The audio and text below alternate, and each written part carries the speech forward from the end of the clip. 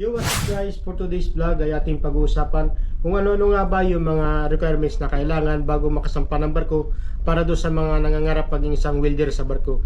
Marami sa akin nagtatanong mga kabuhay barko doon sa last na in-upload ko kung paano maging isang welder o fitter sa barko. So marami nagtatanong sa akin mga kabuhay barko kung ano-ano nga ba yung mga requirements na kailangan sa mga shipping company para matanggap ang isang welder.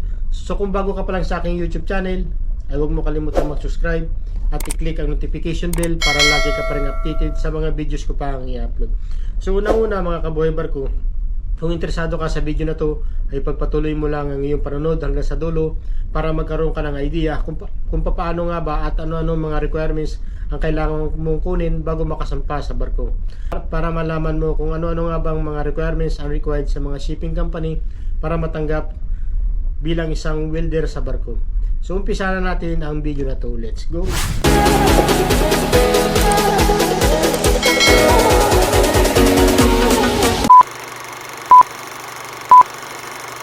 So ayun mga kabuhay barko, ang unang-una kong ibibigay na idea kung ano nga ba yung kailangan mong kunin bago ka makapag-apply or matanggap sa mga shipping company. Siyempre mga kabuhay barko, alam naman natin kapag usapang welder sa barko is kinakailangan mo kumuha ng training from TESDA katulad ng NC1 at NC2.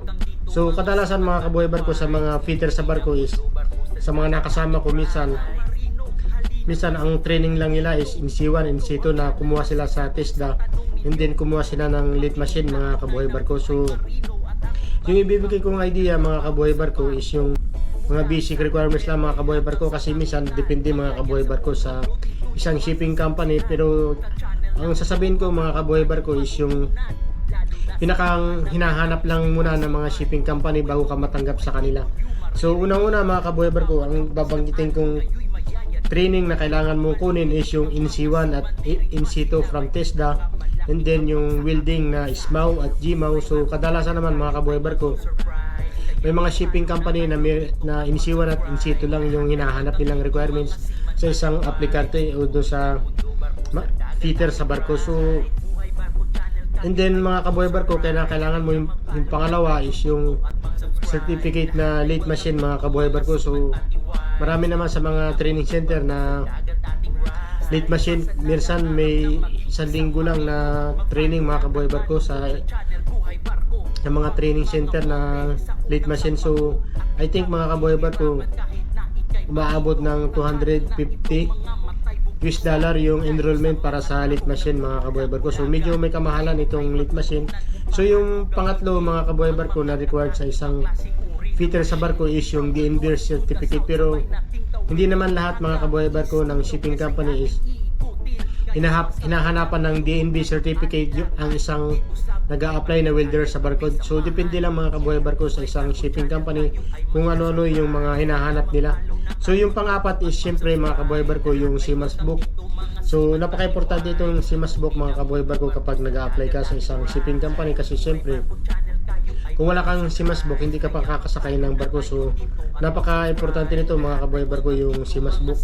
So yung panlima is yung passport mga kabuhay barko. Siyempre kapag passport, alam naman natin kapag international yung applyan mo or bilang isang OFW is passport agad yung hinahanap ng mga shipping company. So yung pang-anim is yung training na pangsiman mga kabuhay barko, yung BT or yung basic training mga kabuhay barko. So the best way mga kabuhay barko, ang gawin nyo once na nakumpleto nyo na itong mga nabanggit ko is mag-apply na kayo sa mga shipping company, and then yung ibang mga requirements mga kabuhay barko is pwede naman kayong magtanong sa inyong shipping company or crewing manager kung ano-ano pa yung mga kailangan nyong kunin para sa kanila. Kasi minsan kung kukuha kayo ng mga training na hindi naman required, so sayang lang mga kabuhay barko yung pagod nyo, yung gastos nyo.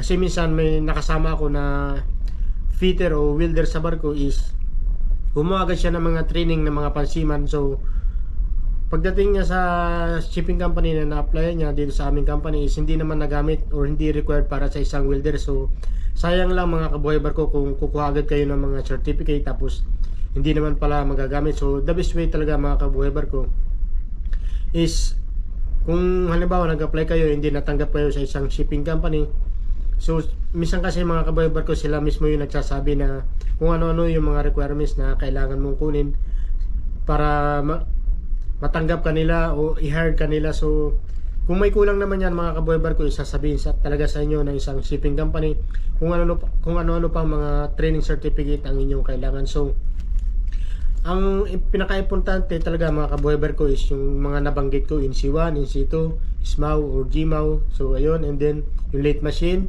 DNB certificate, CMAS book, passport, and then yung basic training. So yung mga nabanggit ko na yan mga kaboy barko, kung meron ka na yan is madali ka nang matatanggap sa mga shipping company, kasi kadalasan mga kaboy barko, yan talaga yung unang-unang hinahanap ng mga shipping company, at ito yung mga importanteng requirements para sa isang welder sa barko.